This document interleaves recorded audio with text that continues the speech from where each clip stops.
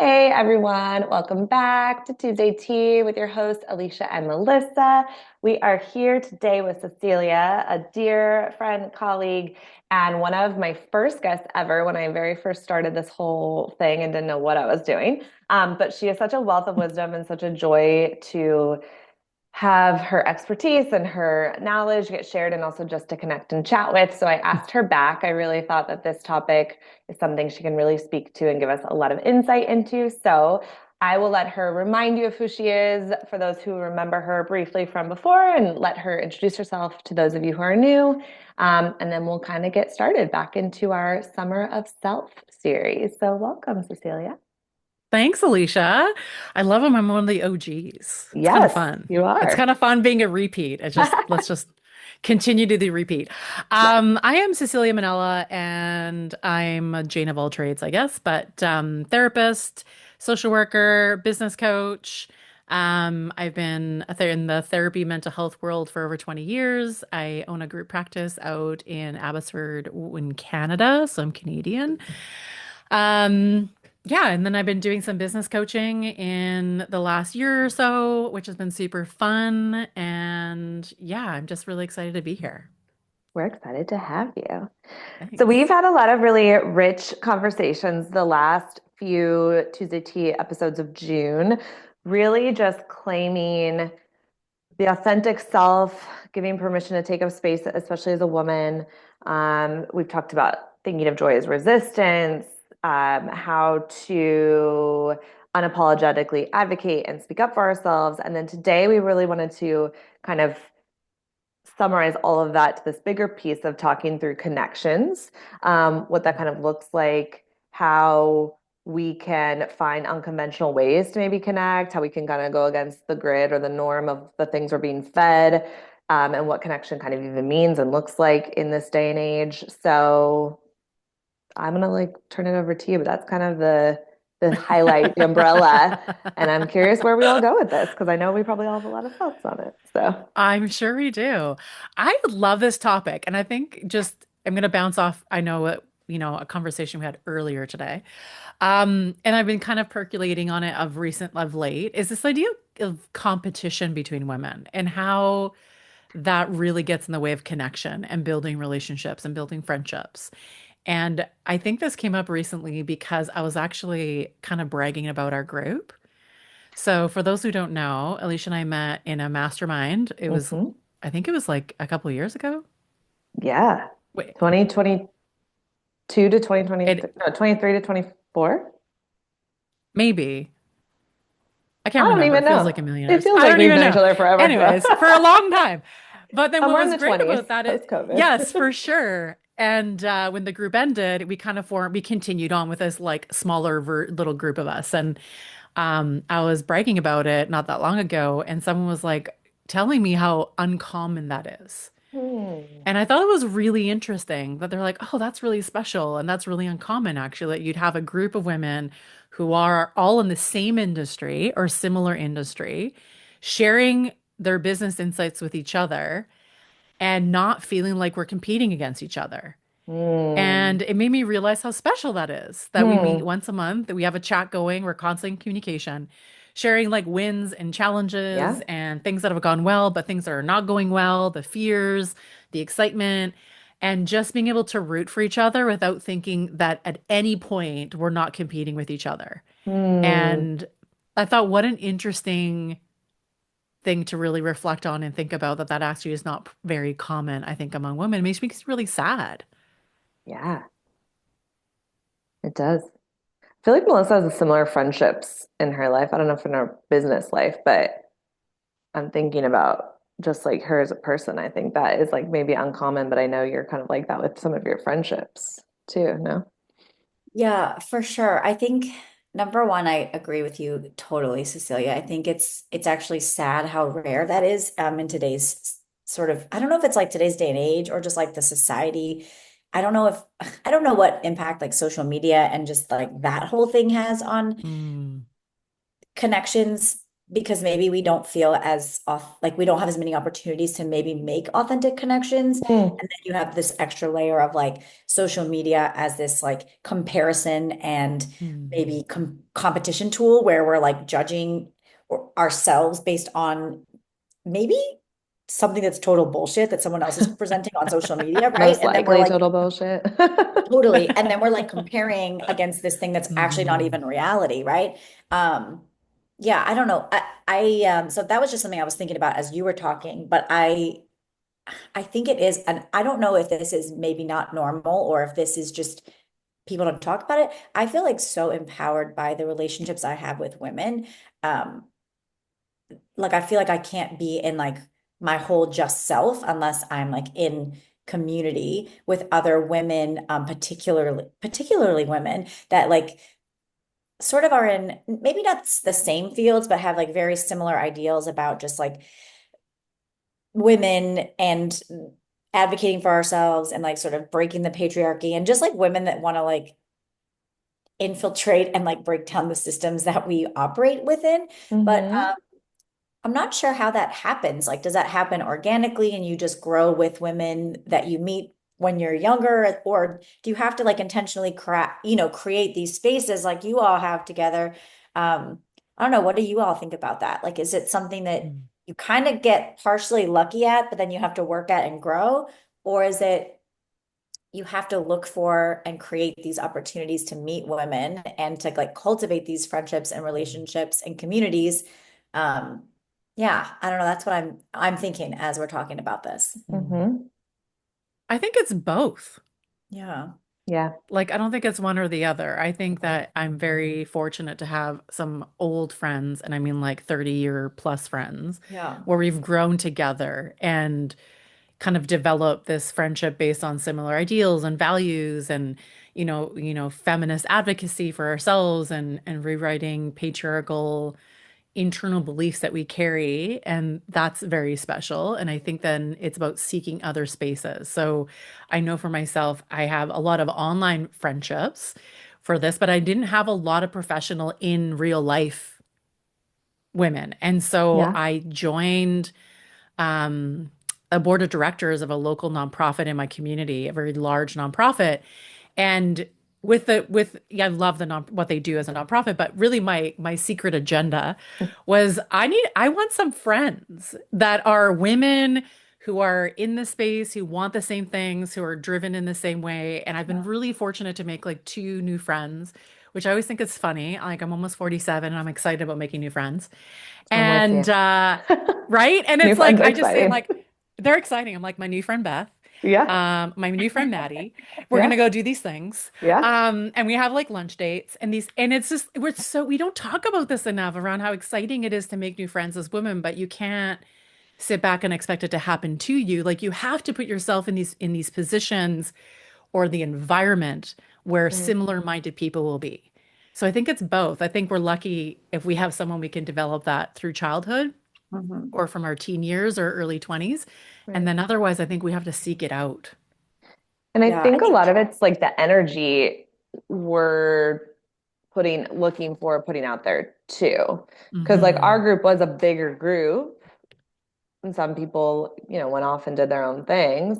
And the people who have stuck Hmm. around and like still contribute is because I think it's a like-minded energy that For everyone sure. is feeding off of as well. Because I do know, like, when I hear about everyone like really doing well, it's like, oh my God, that's so exciting. Like, okay, Hmm. like I can do well too, or I'm content where I am, but I can like cheer them on, or, like, but I do think it like helps your own energy, but I do think it requires like the active, like I know who I want, I know who's worth a free hour of my month because that's like Hmm. valuable these days, but it's like a For worthwhile sure. experience. And I know who I want to like keep trying to connect with. And especially living so many places and having friends all over the country, I don't have a lot of in-person friends. And so it's everything is hard work to take to keep in connection with, but it's important to me, right? Professionally or personally.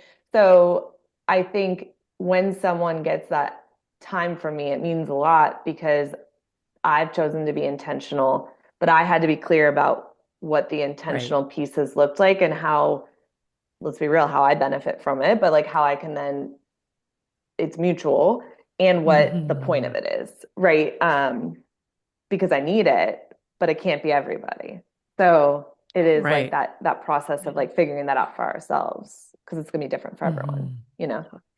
Well, I would imagine too, like you two being therapists, like your work is very isolating in the sense of like, obviously you're connecting with your clients all the time, but it isn't like necessarily, oh, I'm going to work every day and I'm seeing a bunch of people that I can connect with in a professional or, you know, even like we know at work, even we've developed Hmm. friendships, maybe they're just work friendships, but maybe not.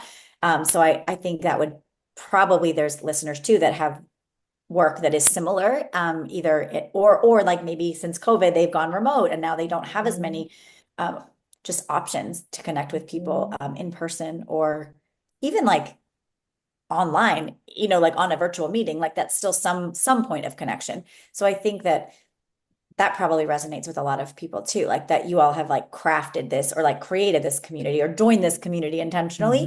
Hmm. And like you said, Alicia, because you both, I think, are very clear on your values and like what you're looking for in friendship, relationship, or otherwise.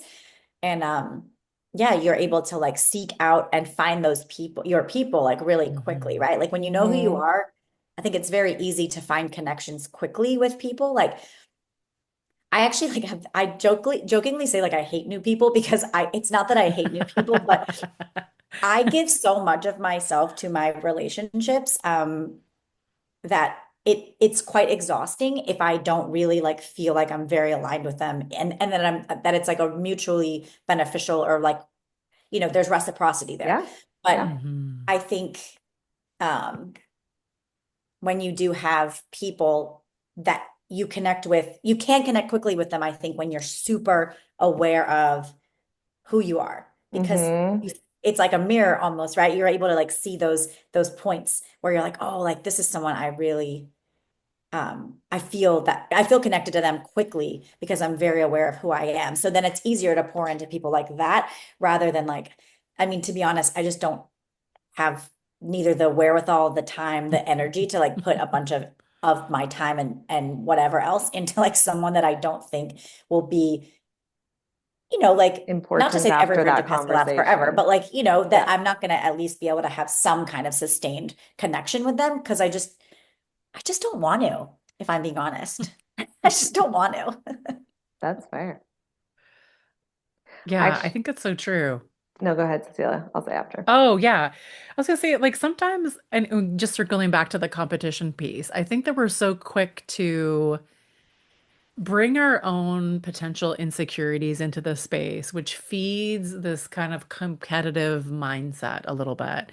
And I do think social media has a huge role to play in this because everyone is that we're so used to seeing a filtered, kind of perfect presentation that it's easy to go to a place of like, oh, must be nice. You know, there's kind of like you have this and I don't have this. And so Yep. social media kind of really promotes this consumption of perfectionism and then feeling like crap about it. So therefore, then we feel like there's competition existing, right? Like it's this Mm-hmm. idea of scarcity Mm-hmm. versus like authenticity is about abundance. Mm-hmm. And it's also really messy and it's Mm-hmm. not perfect. And so I think that there's something in there around competition and perfection a little bit that keeps us removed from building or even giving someone the opportunity to be a friend or potential new connection. Yes, I agree. I was I was talking to someone the other day, a coaching thing, and we were talking about making adult friendships. And I was like, oh girl, I've got it down. I've moved so many times. Like, you're the friend I can go have drinks with. You're the friend that will actually be my friend here. You're the friend that will Hmm. watch my cat. You're the friend that I can like call if something, whatever. And she was like, oh, tell me more, and she's like, so do you know who you like or who you don't? And like Melissa, I'm kind of like, I hate small Hmm. talk. I really don't like anybody until I like you. And I'm just like, I'm uninterested in these people. I like these. And I could answer Hmm. so simply. And I didn't know, I guess I didn't realize how quickly. And she was like, so you're like a friendship expert? And I was like, what? Huh? And I don't You're think it like, meant it in maybe? like I don't know. keeping my friends. I mean, I'm good at that too, but like not in that sense, but in how to know yourself well enough to seek out the Hmm. things you need and be unabashedly unapologetic that not everyone is going to be my best friend. And I might not know Right. half these people after I move again or whatever because I don't need to, but you're serving a purpose for now and not like in a usy way, but just like this For is life. sure. Life is full of transactions. Like very few Hmm. things last forever. We grow, we change, we learn. And so I think going back to that idea of how things don't have to be competitive or scary, it's like I know what I need. I know what I bring to the table. I know what I'm looking for you to bring to the table, but I'm aware enough and own enough most of the time my limitations or my stuff that it doesn't feel threatening. Like you're not going to take, you're going to add, right? Like I'm coming at it from that Hmm. abundance space. So like I need you because I need these things you're adding to my life, not oh, you're pretty and my husband might want to sleep with you or oh, you make more Right. money than me, like I'm going to feel bad about myself. Like it's that's not really my approach when thinking of friendship connections or other connections either. And so that's just a Hmm. mindset shift, right? Like some of those things could be still true. It could have pretty friends or rich friends or whatever Sure. friends, but it doesn't have to be a threat. Instead, I think it is looking at it from like, how do you benefit my life and how could I benefit yours? And that gives it a Hmm. safer foundation in a way, too, if that Hmm. makes sense. Yeah. I'm thinking too, Alicia, remember when we talked about values and like how Mhm. um there's like enough when we did that like spotlight like when we did the episode about like kind of like your life is a stage and like there's Yeah. spotlight, there's Hmm. room for everybody, right? And Mm-hmm. I think we tend to think though, if someone else does something, then there's like less for me. And I think that's such a problematic mindset because first of all, it's just Hmm. not true. Like there's lots of different ways we all can shine and lots of different ways that even in similar industries or whatever, we can elevate lots of voices and all still have uh moments to shine or all like it goes back to that silly saying it's not pie, like if you get some I don't get less, like we all get Hmm. whatever I think we can make it whatever we want. But yeah, that it's interesting too because I think women are so powerful, and if we all just like stopped competing with each other, like I think we would then be like making way more of an impact on like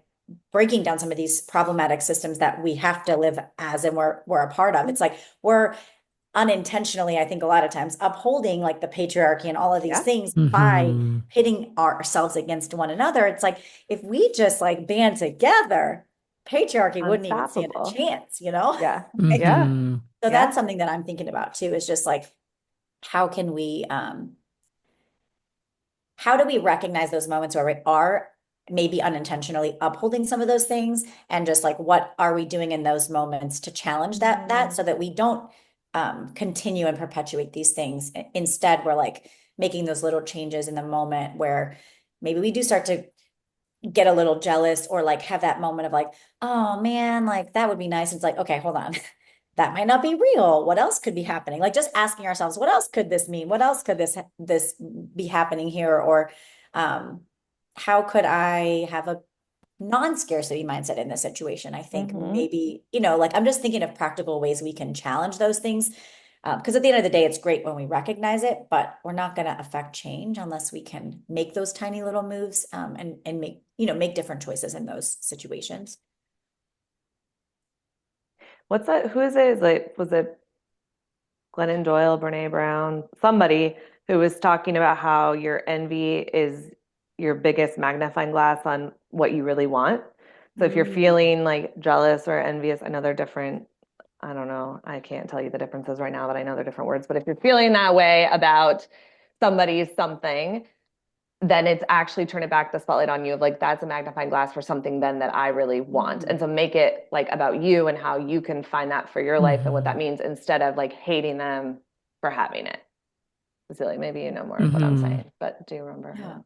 I don't know. No, like if you see someone in a really great relationship that you want, instead of being like, oh, I wish I had that, maybe like ask a Well, it's question. information you want Oh, a yeah. relationship then. Like, Like, how do hey, you like, find that? what have you Mm-hmm. done to get this relationship? Or what do you all Hmm. do to Mm-hmm. build into your relationship? Because I would love to learn more, right? It's like learning from each other and empowering each other and uplifting each other that way, as opposed to that's a really good practical strategy. I love that. Mm-hmm. Yeah, it's the difference between jealousy and envy. She will tell us what Like they are. jealousy is I'm like, they are different. I want what you have and I don't want you to have it. Yeah. And envy is I want what you have, but I'm happy you have it. Yes. Right? And we often use the word jealousy when what we really mean is envy. Yeah. And like, oh, I'm so jealous, or I'm so jelly, whatever it is that, everyone's saying these days to Mhm. shorten everything. But the truth is like, well, there's a difference between jealousy and envy. And I think envy is okay to say, like, I want you have, but I also am happy that you have it. I Right. don't want you to not have it. Right. But I think that sometimes we get stuck in competition that's rooted in jealousy, which is why you and Hmm. not me. And I Hmm. don't want you to have it for all of these reasons potentially, which does really root back to patriarchy and this idea of capitalism is this idea that resources are limited and these Hmm. things have kind of like blended together, Yeah. and it's a setup for women to see like you have that thing and I now there's not enough for me.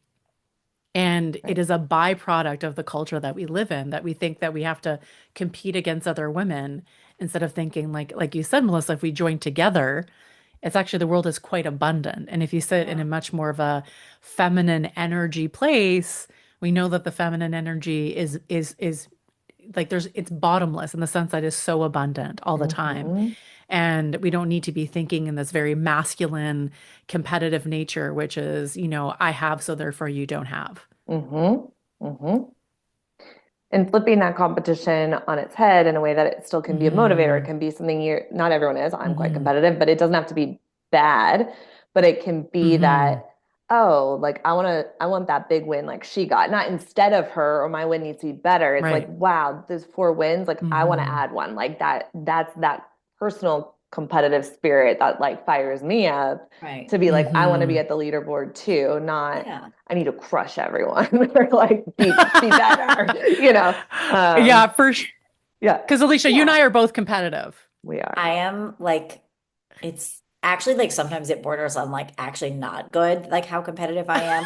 Because it's like, why can't you just enjoy this game of mini golf? You know what I mean? Like you need to Oh just chill no. and Well, this is enjoy. Happy But I'm like, Gilmoreing but and I it's have like to throwing work. golf clubs and getting kicked out. Like I actually won't. I don't have to necessarily win, but if I'm playing poorly, I actually won't. I won't have fun. That won't be fun for me. So I probably need to work on that a little bit, but. Yeah, I think that makes a lot of sense what you're saying. Like this idea that both things can be true, like multiple things can be true at once, and you can be happy for someone Hmm. and be excited for them, and also want what they have or like something like what they have. And how do we use that, like you said, Alicia, as more of a motivator or like a roadmap or an example or a mentorship, right? As opposed to, Hmm. well, now I have to hate you because you have what I want, And I think Hmm. that's we can be so much more powerful together. Because think of there's so much like you said, Cecilia, like abundance, and women are so powerful and awesome, and they have so much to offer in so many different ways. I think they're so complex, much more, Hmm. sorry, than men, I think sometimes in a good way. Like there's a reason people say like with men, what you see is what you get. Like with women, there's lots of layers and there's lots, I think that can be hard, but it can also be Hmm. super amazing. And I think if we, yeah, just helped each other more in those areas, that could be, we could be unstoppable, even more so than we inherently are. Hmm. Well, it's a competition because it's like I can see what's possible. So it's Yeah. Hmm. almost like competition rooted in this idea of like hope and prosperity and Yeah. like, oh, that's possible. Like someone else did Hmm. it, which means if you can do it, then I can also do it too. Yeah. Hmm. Right? Or being able to provide that to women coming behind you to say, look, I've Yes. been able to do this, so you can too. Yeah. Right? It's not Yeah. I've done it, so I'm going to keep all my knowledge to myself and I'm going to Yes. like hoard this information and knowledge and wisdom and you're out there in the cold trying to figure it out. I think it's also important for us as women to think about, well, how do we mentor women behind us or coming up Mhm. behind us, whether they're younger or they're just newer in the field to us or they want to learn from us. It's like, how do we also provide mentorship to say, here's the open door, here's the behind the scenes. Let me show you what's Yeah. possible for you without having to gatekeep information. Right. That's so true. I think that is probably even more prevalent for women than the other sometimes because it's like, well, I had to pay my dues, so she's going to have to pay her dues. And it's like, Hmm. I mean, it doesn't make it, you can't go back in time and not have to pay your dues because you're punishing someone else that's coming up after you, right? So it's like that, to me, that never made sense. And I was always like, I don't want to punish someone else or make it, it wasn't right when it happened to me. So it's certainly not going to make it better that I'm now like Hmm. two wrongs don't make a right. So I'm going to punish someone else because I was punished or because I was not given support or whatever, whatever, a million other things. But we just had our orientation for our new class of residents. And I remember just saying to them, like, I am here as proof that not to toot my own horn, but like I was literally sitting where you are. And so, like, this is what's possible. Like, maybe in a few years, you're up here leading PD and I'm somewhere else doing, I don't know what, right? But I think that's important, like, just to, Mhm. yeah, I don't want to be someone that gatekeeps or wants to negatively pay something forward, right? Like I want to be the person I wish I would have had in my corner as a Mm, support, as a mentor, as an example. Mhm. Not to say that I'm not gonna want them to still struggle and work and those things, because I think those things are they're valuable and I important. think that Yeah. should still Mhm. happen. And it's not like I don't want to be someone that's, yeah, like punishing someone because I didn't have what I should have had. It still wasn't right then. It's certainly not going to be right if I do that too. So Yeah. yeah, that's a really good point, Cecilia. I love that you brought that up. Do you have any ideas on how you have been able to cultivate this mindset shift or how to sustain connections, even if Mhm. things do get kind of tricky or hard or other things creep in? Like I know we could go a lot of places, Mhm. but I'm just wondering if there's a few little things that like you Yeah. can pull out to kind of offer, because it is like a great concept. I think sometimes it's like, how do then we Mhm. really turn that on and apply it, you know? It's a good question. I think it was more of an experiential thing for me. It's like when I started in private practice, I mean, that was like 2009, so it's 17 years ago. And there wasn't a lot of access to information. Like, oh my gosh, the access to information today is just so different than it Same. was not that long ago. Yeah. And so there was a sense of like, I had to work so hard to find that information. So I didn't want to share it.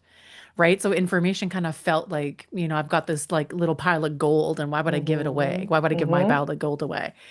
Um, and it was just a lot of misery. I think that was Mm. the issue. It was like the way that I'm doing this is the way it was shown to me. So I started in someone else's practice. She gatekeeped a lot of information. That didn't feel good to me. I left and did my own thing. And then I found myself repeating the same thing like subconsciously by accident, let's say. Yeah. And then it was just brought to my attention. Someone just said it to me, like, you're just keeping information. I thought, well, this is really interesting being called out on this. You're Um, like, damn and I was it. like, okay, good. I was like, it had to be a bit of a shift. And I was like, okay, so I've done it this way so far, and it doesn't feel super good. It feels there's so much weight you carry when you're the person holding the gold. It's Literally. very much like trying to protect it and it takes a lot of energy. And I thought, well, what if I just stopped doing it that way and did it something different and just shared everything? And that felt so much better in my body, in my heart, in my soul. Mm, And that was, I don't have like a go-to five-step way to do it. It was more of an experience of like feeling the heaviness versus just kind of saying like, I got to try something different because this isn't working anymore. And this shifting to doing it different, that felt so much better. And I was like, oh, this is sustainable. This other way is actually not sustainable. It right. was slowly killing me and burning me out. Whereas the being abundant and giving away information or wisdom or sharing or mentoring felt so much better to me. And the Mm, outcome was better. mm. As in, like, I had team members that stayed longer in my practice. I was able to scale in a different way. I was able to mentor in a different way, and it feels better. And so now I just can't even imagine going back to the way it was because giving everything away and not holding anything back feels just so much better. And it's Yeah. only helped you to grow and feel richer in many ways than And like poor or yes, a deficit, right? Like by giving, it's you actually never, got I'm more never, back. It wasn't like you lost it all and you're like, oh no. So, no, like I got so much more, whether it was financially, I gained more, but emotionally and relationships in my practice, in my career, yeah. opportunity showed up more often. You build a better reputation. because reputation still matters. Yeah. So then you build this reputation for being someone who's so giving. And so therefore it comes back. It just comes back. The energy always comes back. Yeah. And so I think it's about deciding if you don't like how you feel, you can actually practice something different, even as an Hmm. experiment, just to see, let me do it differently for 3 months and see what happens. Yeah. Yeah. That's super wise. Not to be outcome focused, but just to be like, how does it feel different? Right. Like, what do I have to lose? I'm already kind of miserable, or this isn't Right. help working well. Yeah. So, like, Right. can it get worse? Maybe, but not by Yeah. much, probably. So let me try it, and it probably And will I be think, Right. better. yeah, it's like So, tr Hmm. retraining your brain in a sense, because I think Hmm. we have in our brain, I think that feels counterintuitive. Like if I give away more, I'll I'm get not going to more. see And more. that feels scary Hmm. to like relinquish that control probably. Yeah, but I'm reminded of this that book like Bucket Fillers. If you've ever read it with a child, like it's basically it says like in order to fill your own bucket, you have to be a bucket filler. So like the more you compliment Hmm. someone, or the more you give to them, or the more you're kind to other people, your bucket will actually be replenished. And when you are a bucket dipper, the opposite, the same thing Hmm. happens, but in Yeah. reverse. And so, but I think sometimes that's hard for our brain to like get right with. We're like, wait, Hmm. but if I'm giving away, somehow I'm losing, like to your earlier, Hmm. but it's actually Hmm. the opposite that happens truly in a real abundance mindset, or a real like, yeah, bucket filler mindset. It's like whatever you're giving out will come back to you. And most of the times, multiple In fold. It's not tenfold. just like Hmm. an Hmm. exchange. It's like, I'm going to give it to you, three people. So now I'm going to get all of these great things from you three. So then yeah, I Hmm. think when you explain it like that and break it down like that, it actually is super logical. It makes sense. But for Yeah. some reason, our brains aren't wired to think that way. Right. Because we Hmm. protect, right? Like, it's Yeah. that instinct to protect and to have our guard up. Hmm. And I think the thing to always acknowledge and is important too is not every connection is a safe connection. And so I think it is For discerning sure. who to give to and Totally. who to let in and how to figure that out. And that is trial and error. We can't know what we don't Yes. know. And to acknowledge sometimes it is about protection and staying safe, and that guard should be there. But if we are truly finding healthy, mutual, Yeah. like person connections, that finding that safety should come more easily. And once we have some sense of that, then that is where it is like we can explore some of these Yeah. branching out and like putting our guards down as well. Great. Hmm. Yeah. Great call So, out. Because it doesn't mean it doesn't come without boundaries.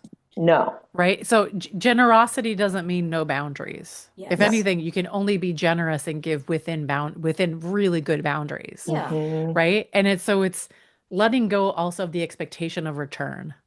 Yeah. Hmm. And so I love being surprised by the return I get. I Hmm. instead of expecting it, because Right. the expectations is what leads to disappointment.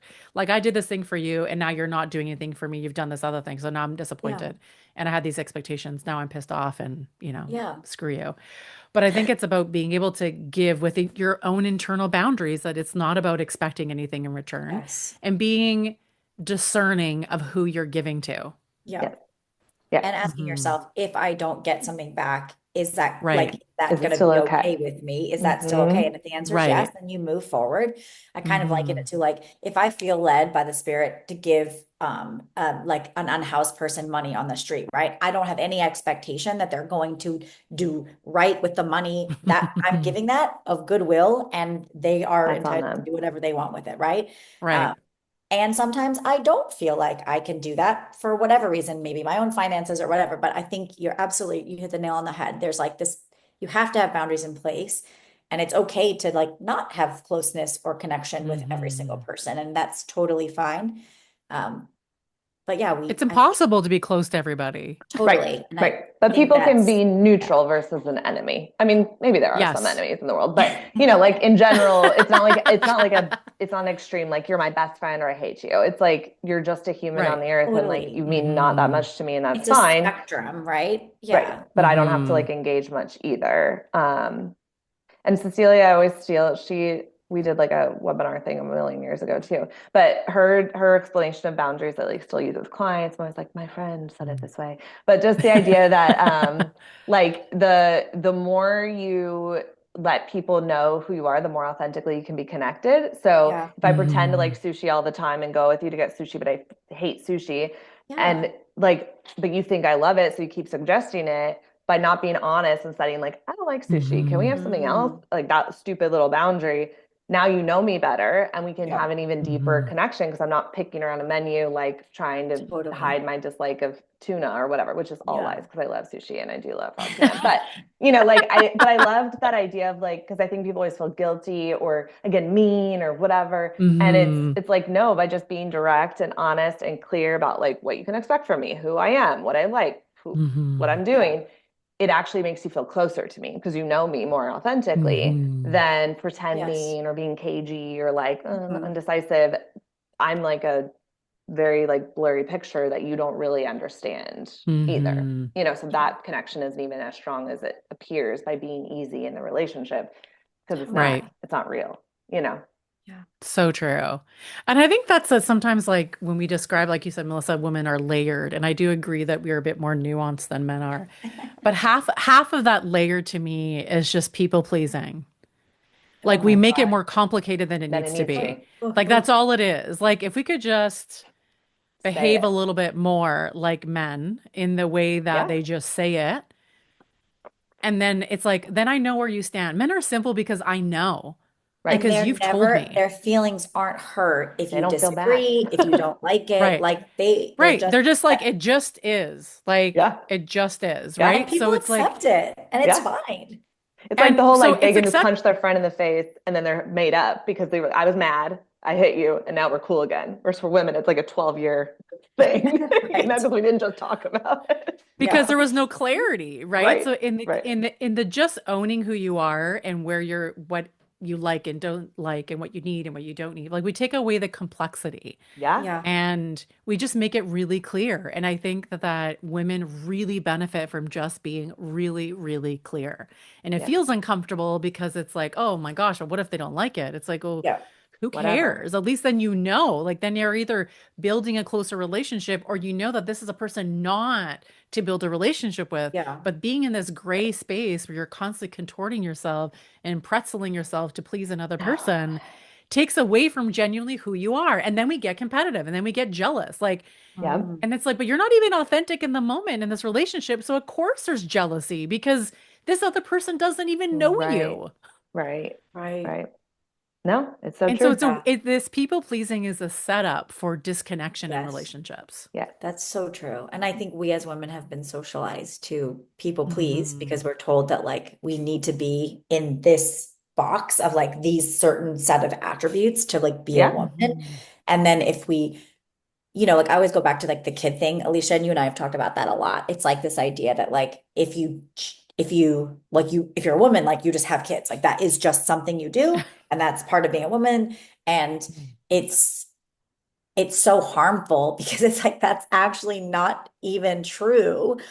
And there's lots of pathways to lots of different like family units and happiness and lots of different ways that you can achieve a very full purpose-driven life. And none of those have anything to do with kids for a lot of people. And that's totally fine. yeah, yeah. Hmm. And But it's that's going back to that disruptive people to go pleasing of like, against that. or this idea of Hmm. I have to do these things that I've been taught I have to do.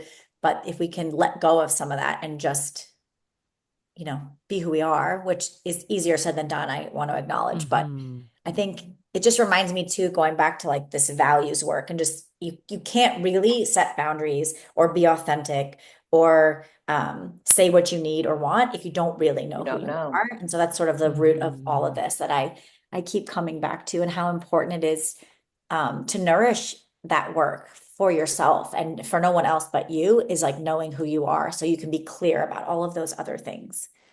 Hmm. 100%. We could talk Hmm. forever, but Cecilia, any last Like wrap I just got up? a free therapy session from you two. Thank you. Any last wrap You up can you can words bill of Blue Cross Blue wisdom? Shield, okay? Oh God, I hate working with them. But no offense, but you're the Oh, worst I don't insurance care. It's panel not ever. I didn't The create worst. it. It's fine. Um, we digress. But not related to insurance. Any last comments, thoughts, wrap up wisdom, just kind of to leave folks with today? Yeah, I just like wish I guess encourage everyone who's listening to maybe do a little bit of an audit of their life around how they feel about certain relationships or people and how Mm, often jealousy is kind of showing up. This idea of competition is showing up and to identify those places and challenge themselves to shift it a little bit into a bit more abundance thinking and just like, well, what if I approach this differently? How this would this be different? If I approach this with assuming good intent, if I approach this with, envy instead of jealousy, I want this person to have it, but I also want it to. How does that shift in your body? Because it feels so much better. And we can do this like one step at a time. We often think like change has to be this huge overhaul, but it can be little micro, small steps that create massive amounts of change in your life. yeah, I love that. And anything you want to share, promote, let folks know that you're doing or how they can connect with you? Yeah, I spend a lot of time on LinkedIn is kind of where I'm at, hanging out with people over there, sharing business insights and whatever. You can find me there, Cecilia Mannella. You can just join my email list on my website, ceciliamannella.com. And I share a lot of content around sustainable success in my newsletter. So you can just find me there. I love it. She's worth checking out. She always has some good stuff going on. Definitely go find her. I'll include links both on YouTube and Thanks. in the newsletter. But we really appreciate your time. Thank you so much for this conversation. I know I got a lot out of it, and I'm hopeful others did as well. Thanks. Thanks for having me. Yeah. Have a good Tuesday, guys. We'll see you Thank next you so much, time. Cecilia. Bye.